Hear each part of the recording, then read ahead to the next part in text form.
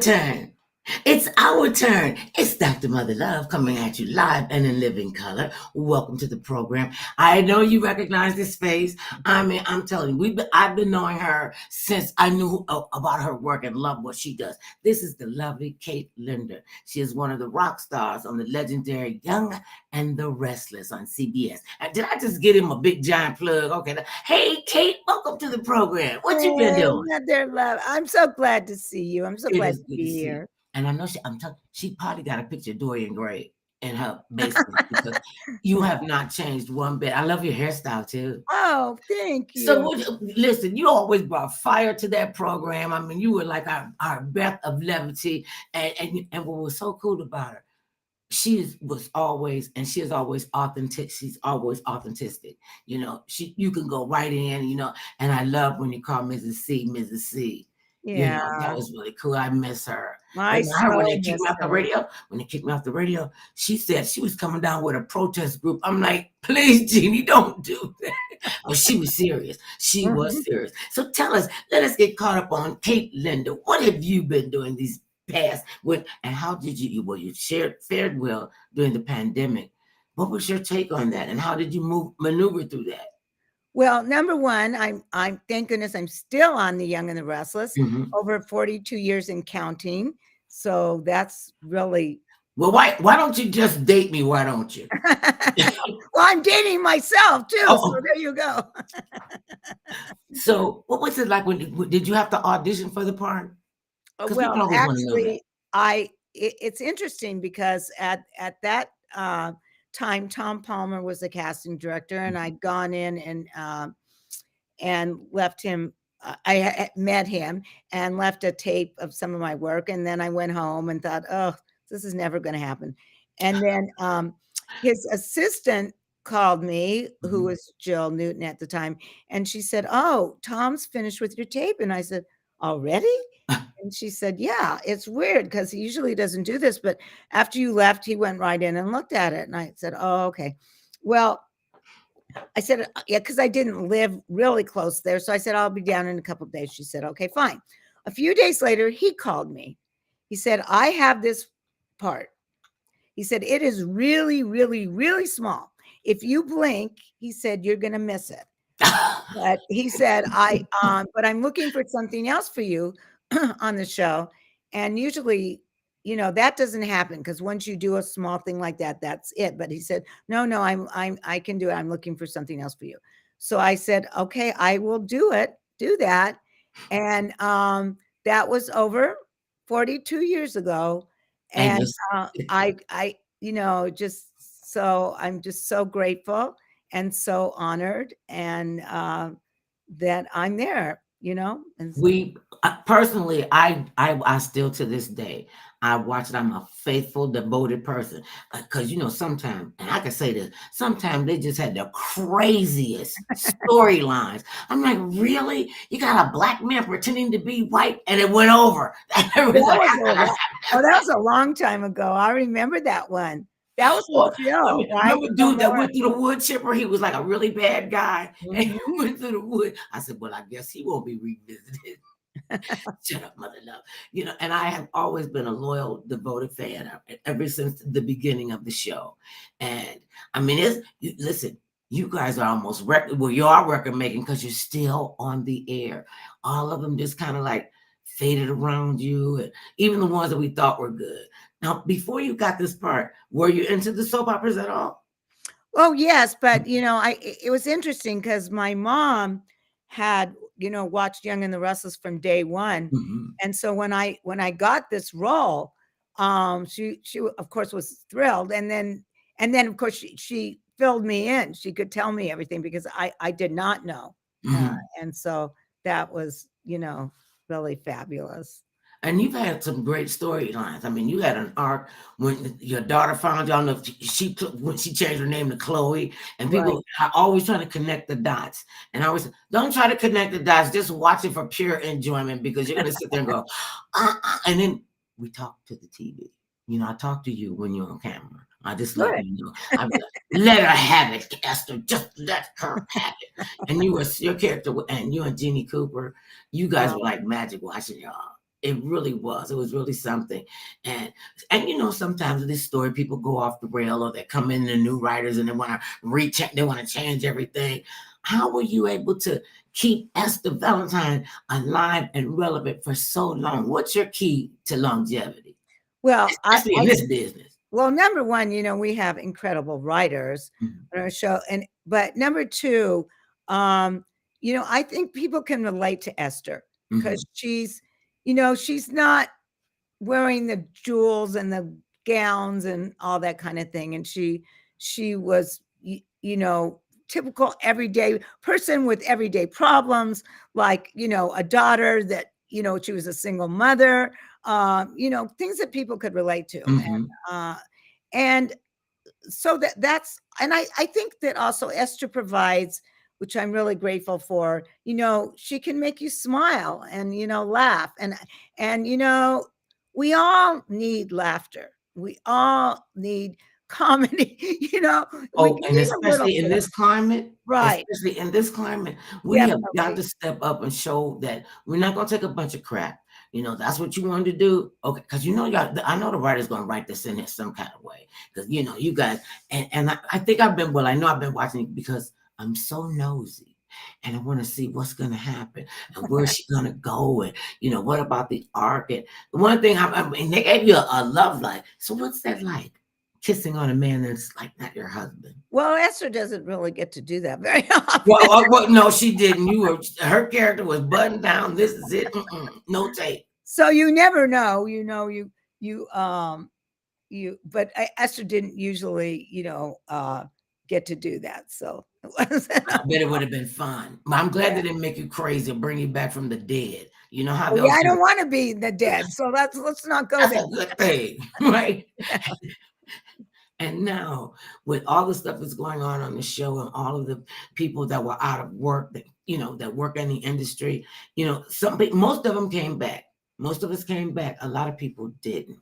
And, and we all went through the same thing. We were all on that sinking boat together.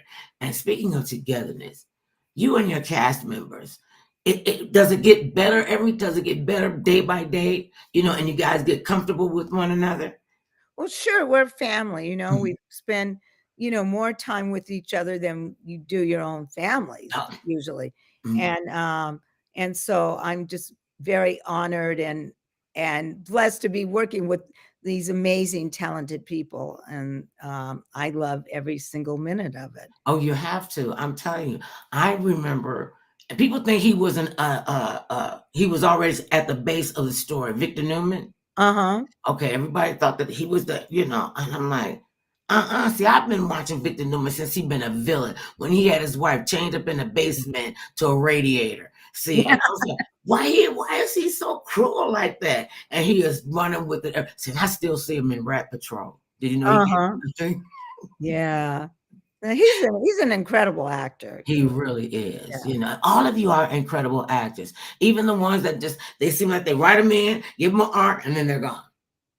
And a lot of times we're just like hanging. Okay, well, like what happened to this? And all across the board. People, if you have never seen this program, you got to watch it for the sheer history of it all, because you guys took on a lot of very difficult storylines that would, like you just said, that people can relate to, and you got gussied up a couple of times on the show, and that was so good too, because every day people could see, oh, I can get one day pretty like that.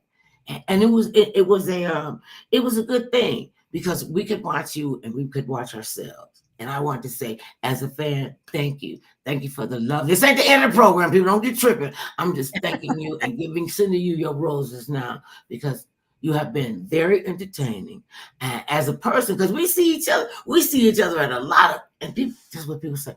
How you know Kate Linder? I'm like, what they got to do with the price of beans? I can't know Kate Linder.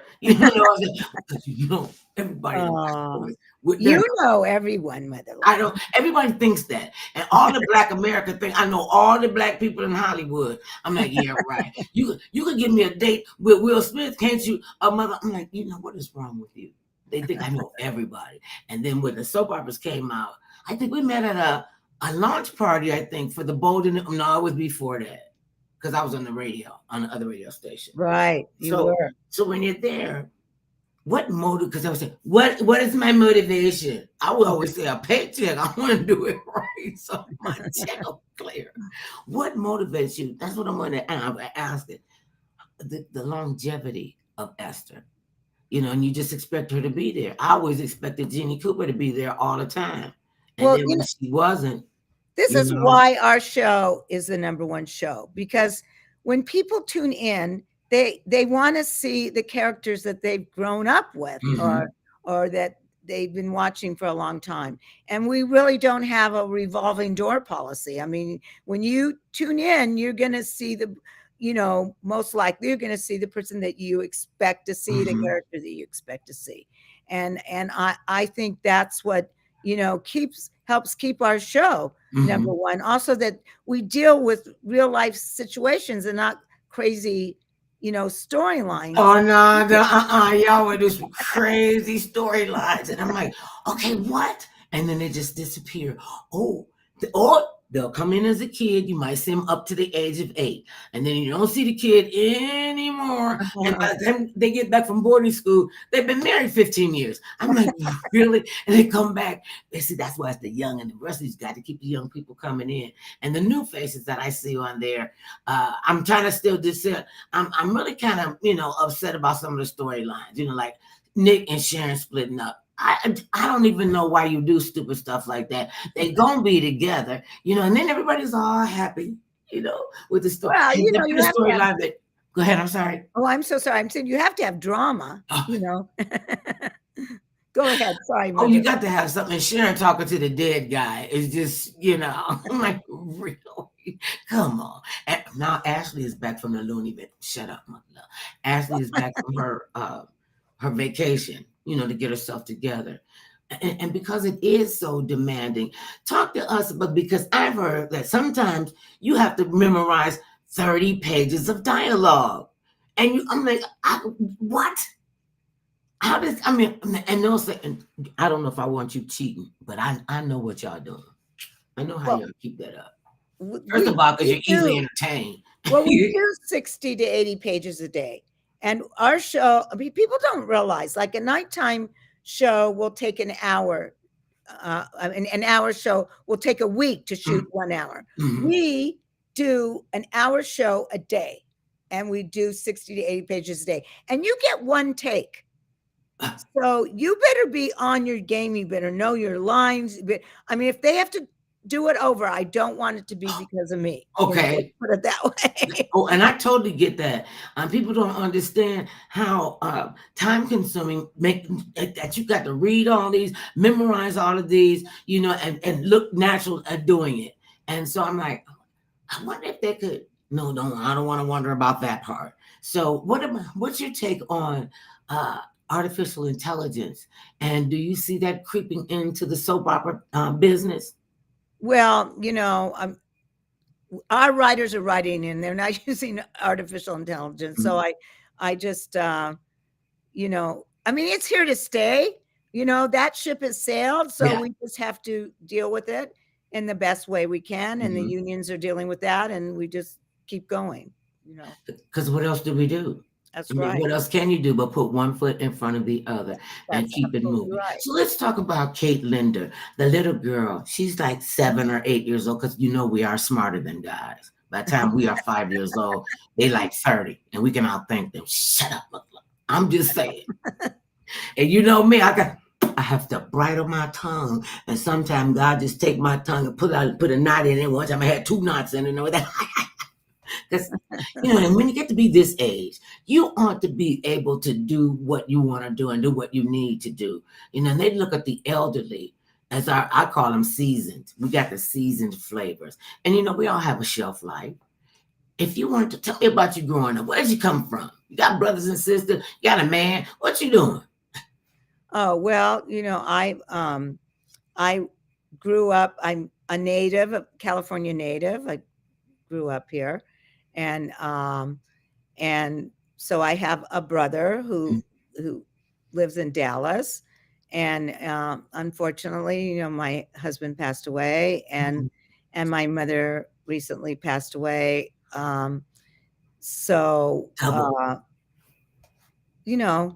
but you just, like you said, we just keep moving forward, and one step at a time.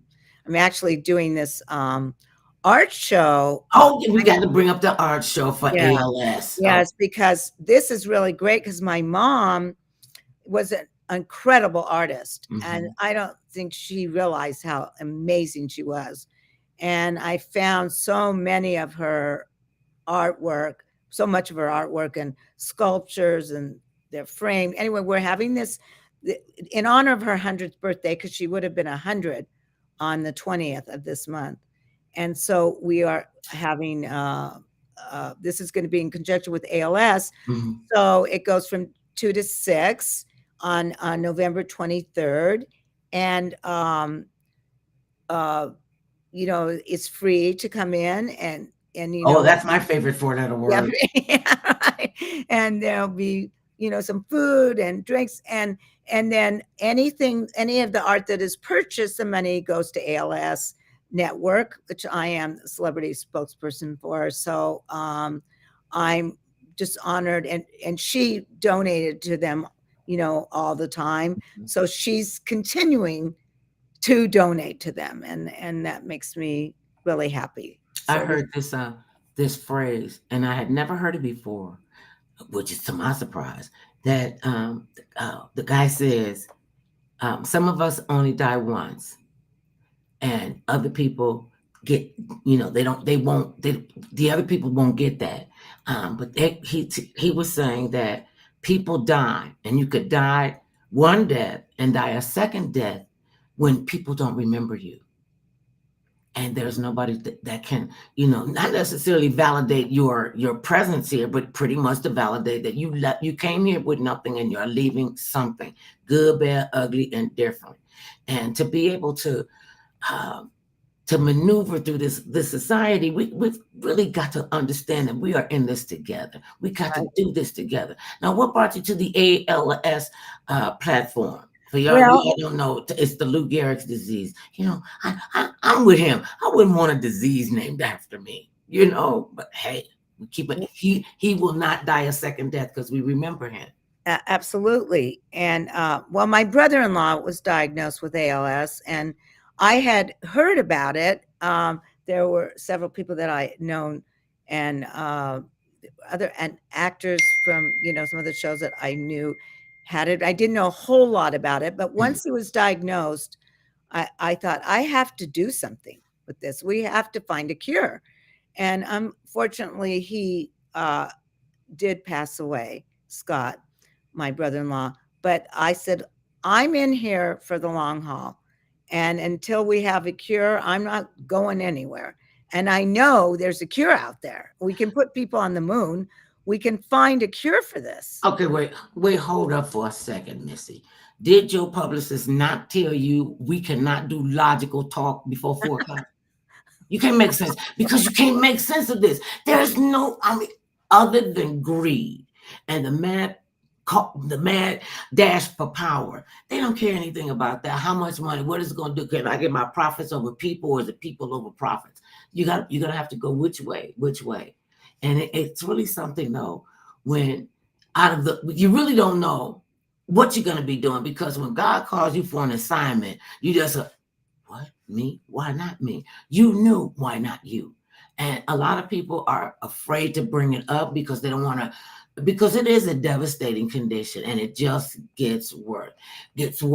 And I'm like you, we could put a person on the moon. Oh, I'm just saying, from here to down the street, you could put them on the moon, and you cannot tell us you can't fix this particular, well, a lot of the diseases, but ALS, and they're saying that people are developing ALS at a younger age, and that's frightening. And you don't know, got all these pharmaceutical companies on here. Well, if your uterus falls out, if you know what the problem is, and what if you're allergic to monobite, but we don't know what that is. So we have to trust the medical profession. We got to trust the pharmacists. Make sure that the doctors are giving us the right kind of right kind of program for whatever the condition is that you have. And you can't tell me. I'm with you, Kate. I know it's something out there. I don't think it's floating in the wind anymore. I think they know more about it. They still saying they don't really know what happens. But all these scientists, I'm not buying it. What I have an issue with, and this is across the medical field, that you would rather make $10 million. Well, it's not 10 million. You could make $10 billion. And I've talked to the pharmaceutical companies, and they put them out. And you're going to charge one person for a pill for $1,100, and they got to focus on how to stay healthy, how to get well. And you say, well, we got a rudimentary, we're working on it. We're going to discover, you know what? I'm just not buying it. Mm-hmm. And so, it's always a personal connection for the most part. Your brother-in-law was affected by ALS, and is he still with us? No, unfortunately, he passed away. But I continue to say I'm not going anywhere. Mm-hmm. I met this gentleman. His name was Andrew Fleeson, and he had ALS, and he said it doesn't matter how many breaths you take in this lifetime, but rather what you do with those breaths. So I said, I agree with that. Mm-hmm. And I'm going to take every breath I have until we find a cure. I'm not giving up. I'm not going anywhere, See, and they're scared of you. Pharmaceutical company, they're probably terrified of you. It's a good thing you pretty, because you got to be crazy to take on this and say, I know this, and demand a change. And we can do that. We could do that collectively. We don't have to do this all for ALS. Yes, put our support with you. Go to the events. Buy some artwork. It's a good thing I can't paint. Get some artwork. And I love art. I love people who are creative. I even like the really creative guys on women that put the targets up on the buildings. Some of those young people are so talented, and we have cut off ourselves for the newness, for the young and the restless, because young people, they don't let them start hitting their stride and get the hormones, they start shaking real quick, like, oh, painted on fire, what are we gonna do? They need an outlet. Mm-hmm. And one of the things our mother said to us was, always make new friends. Don't be afraid of young people. Remember, one day you're going to be in that position. So keep young people in it, and it keeps your mind fresh. Even though they say some crazy stuff nowadays, I'm like, I'm like, is this what you're really telling the kids? And that's another thing, because people think, back to the soap opera, people think that that's an easy thing to do, and to be able to come up and come out and be able to showcase. This was your mother, showcase her artwork and what she did, and she'll never die another death. She got one. She's gonna live. I'm really honored. This is in honor of her 100th birthday. She would have been 100. She almost made it. So she would have been 100 on November 20th. How about that? So she will be on, that'll be her birthday. And a lot of times on the tombstone, you get a year, and then you get a dash, and then you get your year coming in, your dash, your year going out. And obviously, she knew that she was going to leave a legacy for not just you and your children and your family, but a legacy to the world, And you could do it through art. So get y'all hands out there. This is going to be on November 20th. Shut up, mother. On November the 20th. So did you know that this would work for you when you first got the part, when the casting director? Because that's a big deal. No, I didn't. I was only hired for one day. It's a long day. And so the interesting thing was that, and it must have been great acting, because it was, I'm making a joke here, because my first line was something that my family never heard, which was "dinner is served." That was my first line. And here we are. Actually, next week, we will be airing our 13,000th show. Can you imagine? No. 13,000th show will be airing next Wednesday and Thursday. Okay. It's a 2-part, and we've got all kinds of, you don't want to miss it. It's great. And there's so many fabulous things coming up. So I'm so proud and honored, to be part of The Young and the Restless. It's just an So amazing show. what was your relationship like with Jeannie Cooper? Because you are on camera, I mean, she could get fall down, sloppy, dead drunk, and you just go over there. Come on, Missy, get your drunk self up. Come on, let me get you up the stairs. All right, you were always that glue, that connection to her to keep her on the ground, to keep her head from going up. Because when you got there, she was a very wealthy woman. Well, I remember the first day like it was yesterday. Really? I totally remember. I went in there. She was sitting in the makeup chair, and I went up to her and introduced myself and said that I would be playing her maid today. And she took the beat. She looked at me and she said, "Well, it's about time." That's only Jeannie could say, And I loved her so much and continued after, and we became very close. I spent, I went to her kids' graduation, college graduations. I mean, we did a lot of things together, and I was honored to have known her, all these years, almost 40 years. It was amazing. One of the things when we see each other at these different events, and I'm watching all the people, come in, that's Kate. A lot of people don't realize that your name is not Esther Valentine. I answer to that, though. That's good. I knew you would. I mean, because when you get something like that and you hear your name being called by other people, because you never know who's watching you. You never know what they're thinking. And I appreciate the fact that you said you get one take on a soap opera, so you better get it right. How far out do you? Well, no, you don't get far out. You get paid for Monday, Tuesday, Wednesday, Thursday, Friday, and the 13,000. So are we having a big party? Listen to me. Are we having a big party? Well, we did a press thing already that a few days ago, but I mean, it's just. But now the shows are airing, so we taped it. We're ahead, like anywhere from 4 to 6 weeks when it airs. That we taped it a little while ago, but so it's airing next Wednesday and Thursday, 13,000th episode. It'll be 13,000 and 13,001. Okay. Don't give up. No, we want that one back right there, because we got something else. 13,000. Yeah.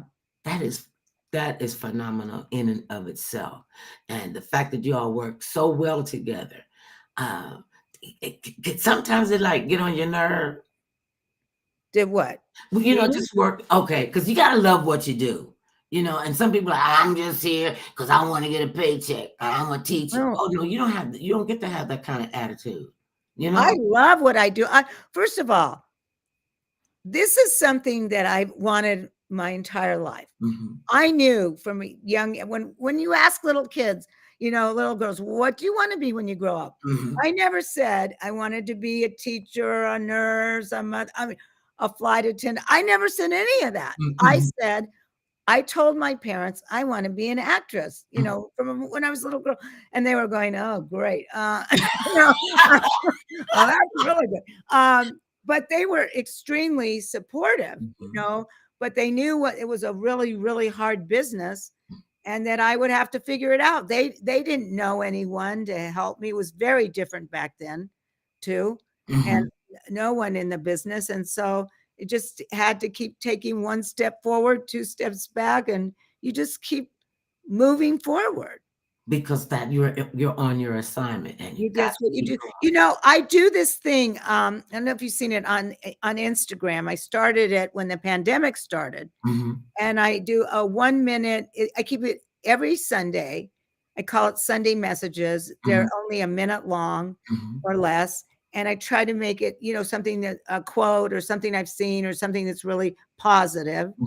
And, and it's just, and the things I say are usually things I need to hear myself as well, and that's like this last Sunday, I just did number 242.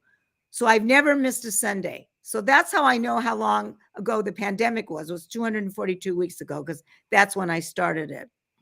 And, that's what we have to do.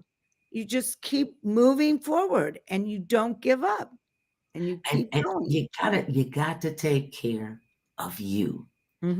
Everybody, and it's no different from a firefighter, a baseball player, a school teacher. We all want to have a peaceful existence, getting along with one another. But see, I think a lot of these people don't like themselves, and that's why you see all the anger and the hatred and the animosity. Because, and this is a cutthroat business. They soon they put the dude through the wood chipper on the Young and the Restless. So I'm like, oh, that was pretty extreme when he went through the wood chipper. Oh, David Kimball, right? Yeah. I couldn't remember his name, but I know I saw him going through the wood chipper. And I was like, oh, he won't be back for the reunion. So, and because it's been on so long, do you get backlash from it? Like, because it's been going on so long, and I keep wanting to do this every day, and you could get up and you could do it every day. See, you took a 2-second audition and turned it into your life's work. Now that's pretty amazing. What have you learned about yourself through your process of going from this little girl living in LA, telling her parents, I want to be an actress? Because when the first thing they say, why you can't make any money at that. Well, you better go to college and get you a good education, because I know something's wrong with you mentally. You're gonna come out. Well, it's interesting because I wanted to go to an acting school. When I graduated from high school, and my parents, there was one in New York. They went to visit it, and they thought, no, this is not a good part of town. Anyway, they said to me, okay, look, we want you to go to college. And, if you go to college and graduate from college, then you can go, we'll send you to any acting school you want to go to. But which I did go to college. I went to San Francisco State University, and I graduated from there. And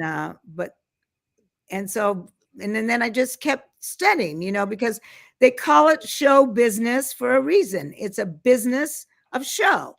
And this is a craft, and you have to keep on going and keep studying. So I still go to class, my acting class, my dance lessons, my voice lessons, because we know what to do. When your presence is worthy of them calling you to be a part of this. They probably, do you think that they knew about this right along and just kept writing you in because you were getting bigger and bigger and bigger?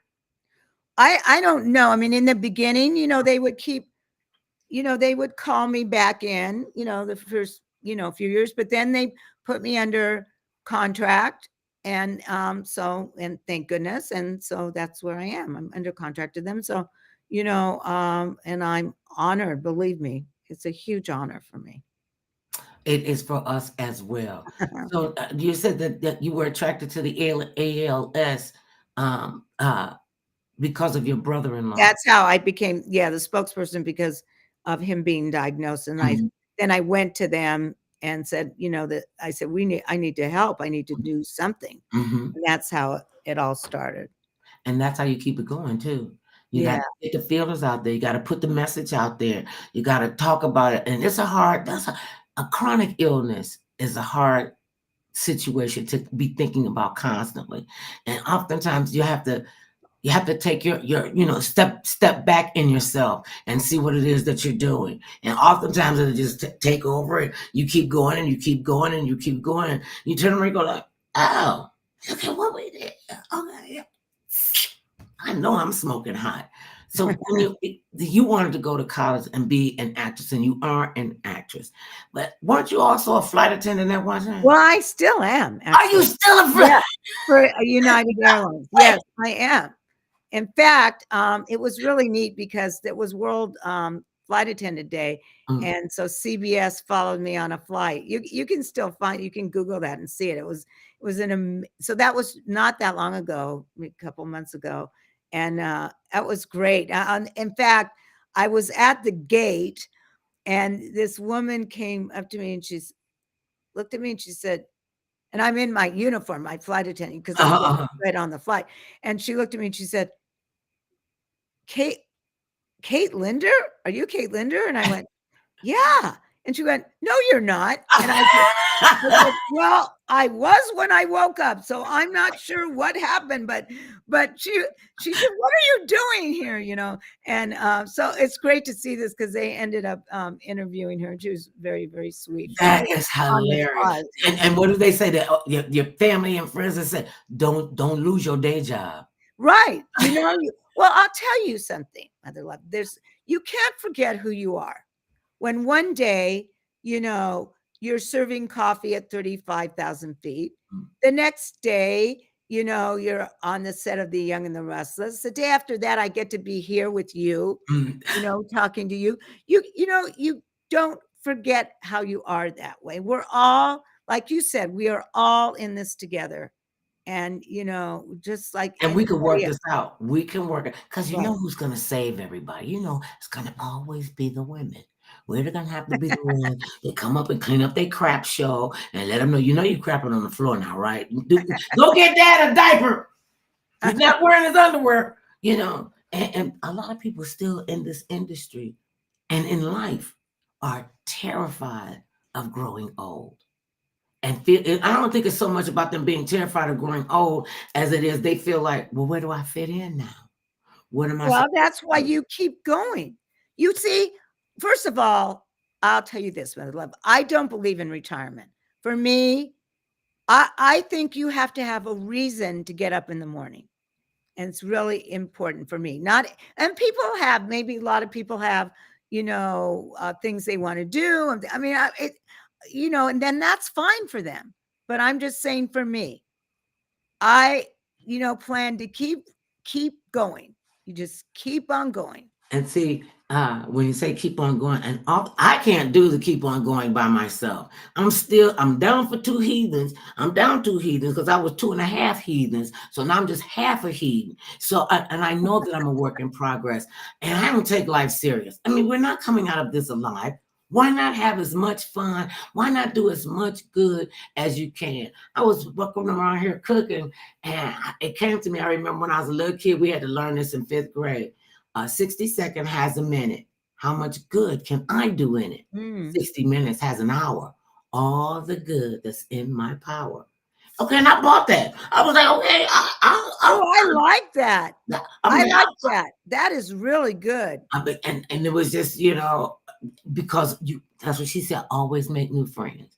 And I said, well, why make young friends? She said, Lord have mercy, you have a casket, and you gonna need some young people that can pick you up with the casket. I was like, okay. But it made sense. It made sense. And my family, I come from a family of social workers. And so they're always around kids who are in dark places with, parents, just completely abandon them. And she would say, God rest her soul, she would say, we are all God's children. And we all have to take care of each other, like your brother, like your sister.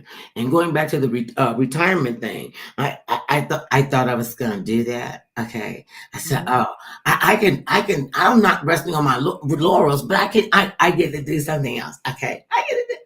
God went, and when he stopped laughing at me, he said, "Oh, I have an assignment for you." And I was like, but wait. And I kept going, but. And you know how women, we could talk ourselves out of success because we get in the back. I can't do this. This is too big. It's going to take too much. Okay, yeah, and what? So you're just going to sit on the side like a bump on the log? Okay, fine. You don't want to show your glory. You don't want to take that bushel off of your life. Listen, can I have it? You don't want your joy? Please let me have it. Don't let it go to waste, baby. I'll do good with your joy because you're not doing nothing about it. And they'll open up because you got authenticity. That's what the key is. And you don't have to make up who you are. If you're just coming from a real place, you can't go wrong. And God did not put us in these positions to just put us in these positions. I don't care who God you believe in. That you need to know that you ain't the only piece of sand on the beach, baby. Now you can't count the sand. Okay, so you leave it to the big guy. Or the big woman, whoever you think it is, but have some kind of foundation, so that you can grow and learn. And I appreciate the fact that you said, I'm not going to stop doing this. This is what I want to do. This is what I do for grits. This is what I do for grits, toilet paper, and paper towel. Because I mean, everybody needs toilet paper picked up. I'm just saying. Well, So just that you also, because it puts me in the position that I'm able to give back, which is really, really great. I mean, I'm out every night doing something. Like I'm ambassador for the lupus organization. I mean, I do their walks, or the LA mission. I'll be there around Thanksgiving, serving, and Christmas and Easter. And and you just, in order, it allows me that people will care. And then so I'm able to give back. And I feel, here I am doing something that I always wanted to do. This is all I ever wanted to be, all I ever wanted to do. And the fact that I get to do this every day, how can I not give back? But that's me. I got goosebumps. Oh, I got goosebumps, because that's when you know your assignment.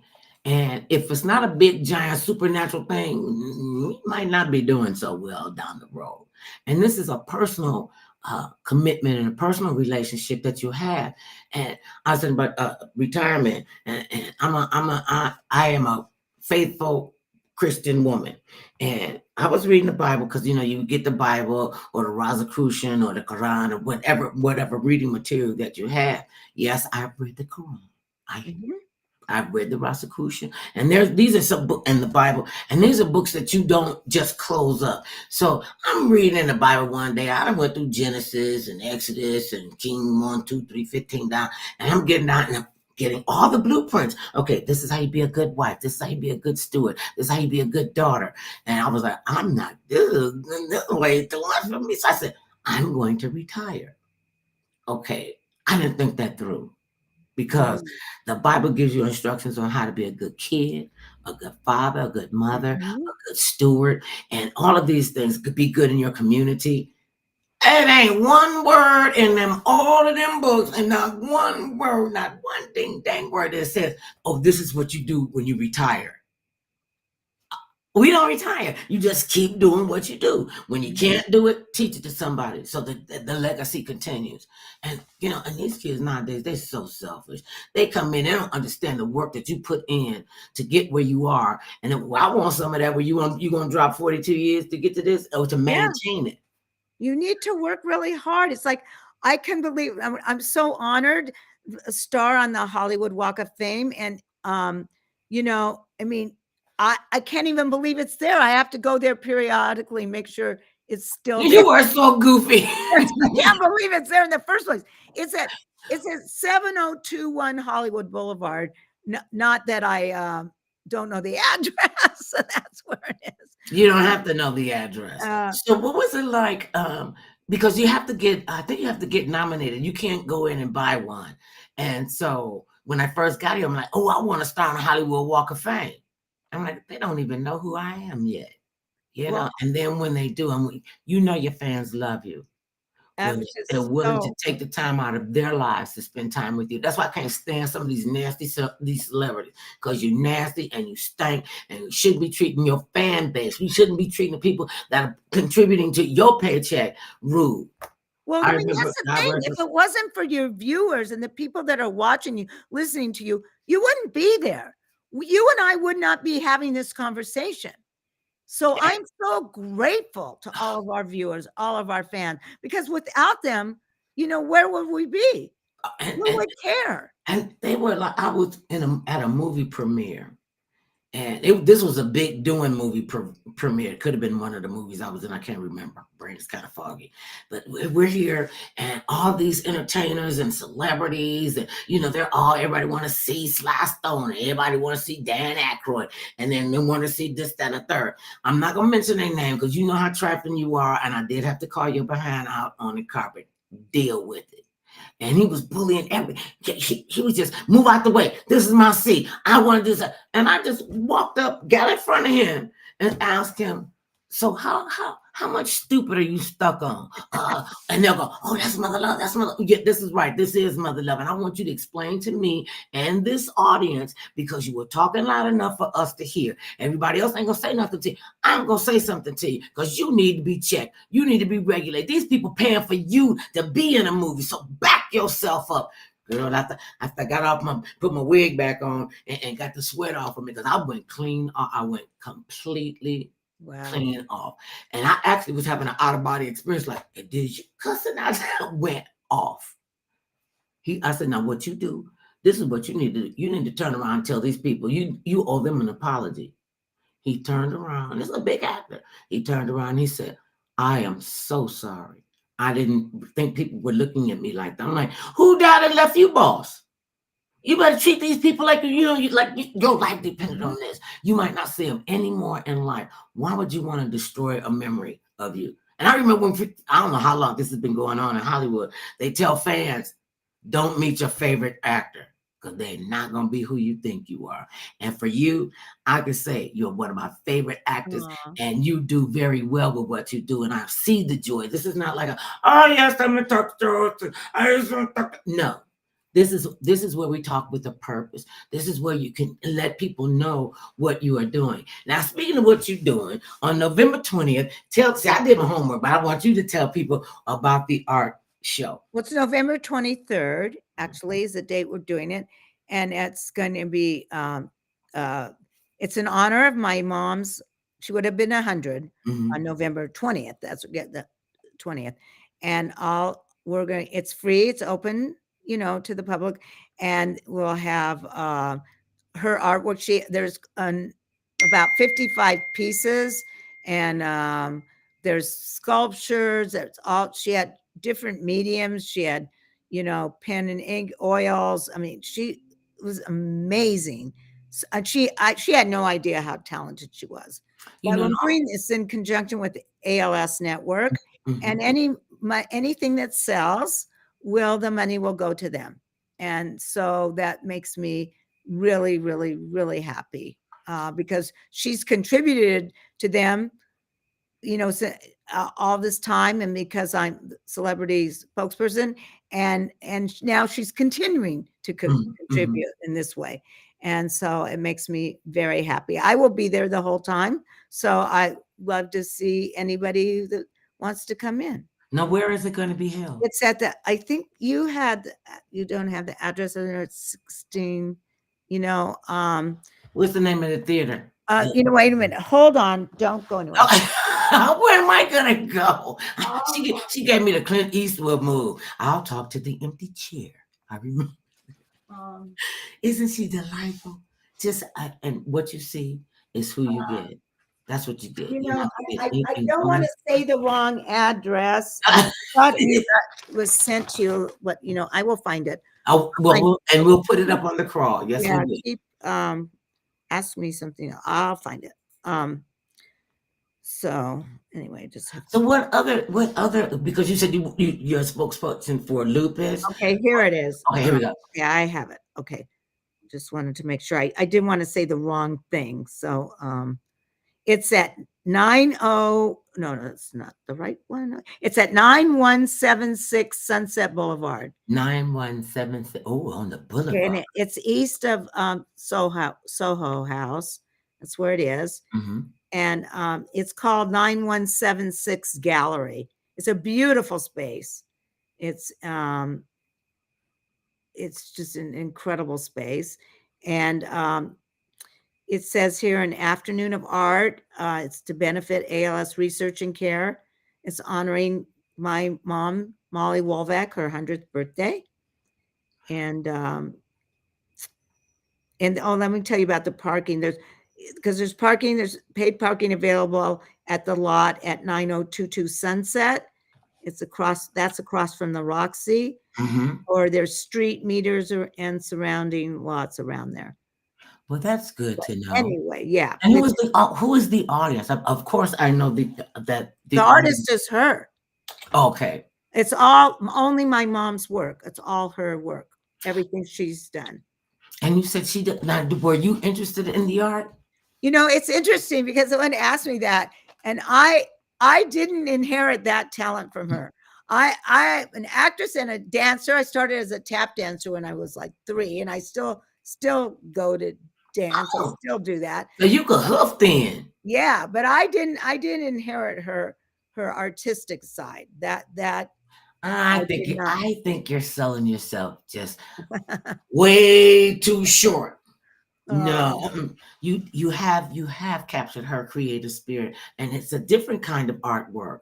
When you think about it, and to maintain longevity in this business, because they could, the kids call it what, cancel culture. When I saw that, I was like, y'all need to shut up and sit down someplace. You gonna sit up here behind the computer and talk about somebody else like a dog like that? I got something for you. Because I will check them. I'm a regulator now. I'm mother love a regulator. Because some of these people need to be regulated. So now, if you weren't doing what you love and doing this, I mean, it could go on. Jeannie did it till she died. So it can be done. And if you weren't doing this, what would you want to be doing?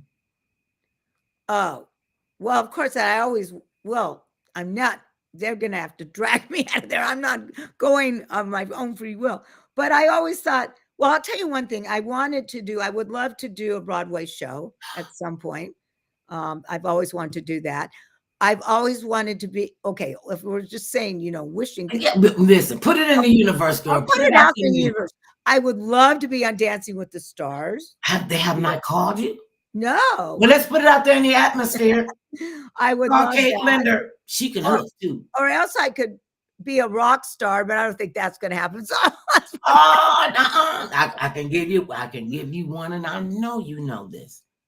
They told her she wasn't never gonna make it because she changing her style. Tina Turner. Yeah. She took her life, command of her life, and she was just an awesome chick. She was just awesome. I'm so glad it was a brief meeting. I'm glad I could be in the room with her. And she, so don't say you can't be a rock star.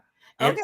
Wait a minute, look at the Rolling Stones. Are they even really standing up, or are these, holograms of them? Because Mick Jagger got to be 1,200 years old. Because I remember him back when we was 800 years old together. And I'm like, no, ride it till the wheels fall off. That's my man. That's right. Oh, I like that. Ride until the wheels fall off. That's it. Ride until the wheels fall even off. So, when they fall off, you still keep going. You can put your foot outside the and just keep rocking and rocking. That's when all the wheels done fell off, and you're coming down the street, clunkity. Oh, that go mother love with our raggedy wagon. And that's the others that say, but she got a wagon. Where your wagon at? And this is unfortunately, it's a business that's filled with so much animosity, because I gotta be this one, I gotta see this one, I gotta be seen. I'm like, they ain't gotta see me. I just want the check to clear. You know what I'm saying? I could be behind the scenes. So what would your Broadway musical, would you write it? Oh, well, you know what? It's interesting because Ron and I, my late husband, he was really good at writing, but I was good at editing. So I'm good at editing. And I know when something isn't right, I'll say, no, you need to say it this way instead. But writing the whole thing, I don't know about that. I have come to realize and understand when I'm like the credit watcher. I want to see who did what was their position, this, that, and the third. And you see all of these things go up, and there's the grip, there's the gaffer, there's the second AD, the 15th AD, and watching and maneuver. And when you talk about the business end, you need to know the business end.